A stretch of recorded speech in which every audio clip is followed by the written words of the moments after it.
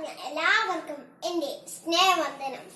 മഞ്ഞു പെയ്യുന്ന രാത്രികൾ നക്ഷത്ര ഗീതങ്ങളാലും ഖരാൾ ഗാനങ്ങളാലും മുഖരിതമായ സന്തോഷത്തിന്റെയും സമാധാനത്തിന്റെയും ഒരു ക്രിസ്മസ് കാലം കൂടി ആഗതമാകുന്നു. മനോമോചനത്തിനും സമ്പൂർണ്ണ സമാധാനത്തിനും ദൈവം മനുഷ്യനായി ഭൂമിയിൽ അവതരിച്ചു.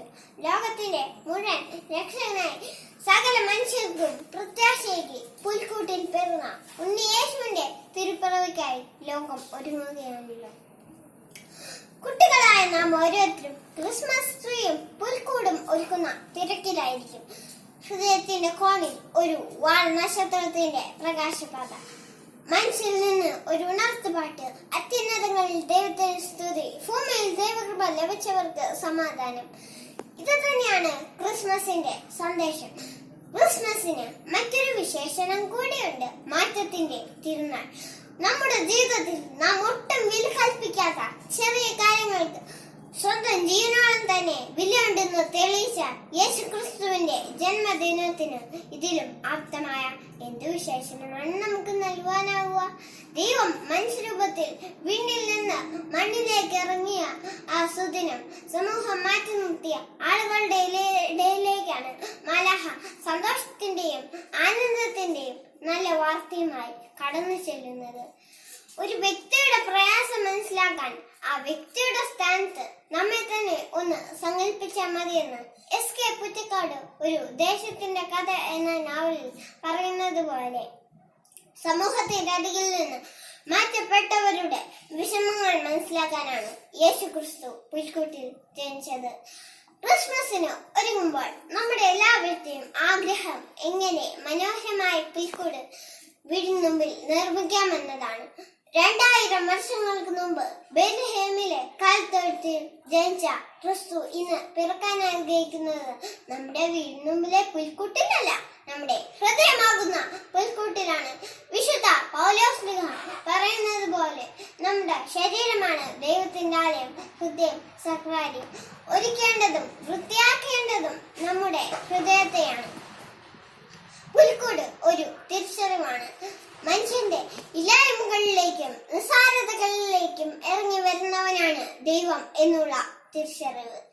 ഇസ്രായേൽ ജനത്തിന്റെ കാത്തിരിപ്പിന്റെയും നെഞ്ചുരുക്കമുള്ള പ്രാർത്ഥനയുടെയും ഉത്തരമാണ് ആ ദിവ്യ പൈതൽ.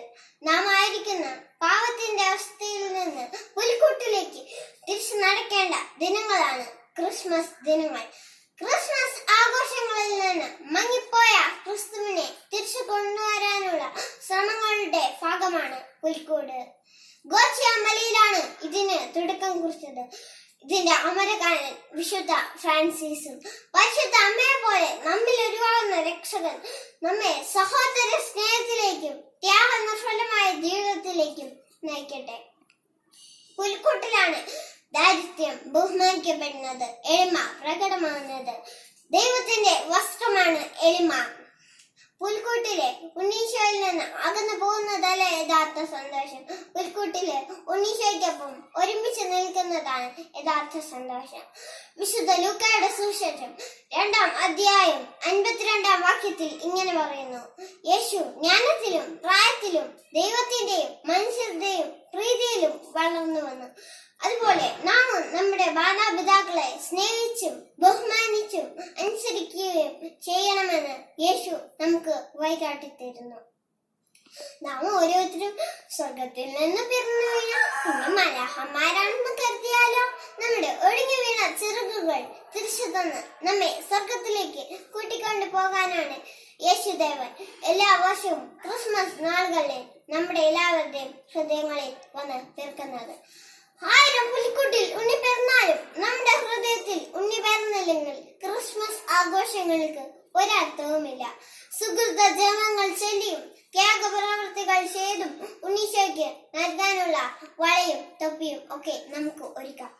ഈ ക്രിസ്മസ് നാളുകളിൽ സ്നേഹം തന്നെയായ ഉണ്ണീശോയെ നമ്മുടെ എല്ലാവരുടെയും ഹൃദയങ്ങളിൽ വന്ന് പിറക്കട്ടെ.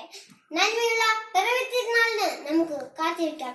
ഏവർക്കും ശാന്തിയുടെയും സമാധാനത്തിന്റെയും ക്രിസ്മസ് ആശംസകൾ. നന്ദി, നമസ്കാരം. ജയ് ക്രൈസ്റ്റ്.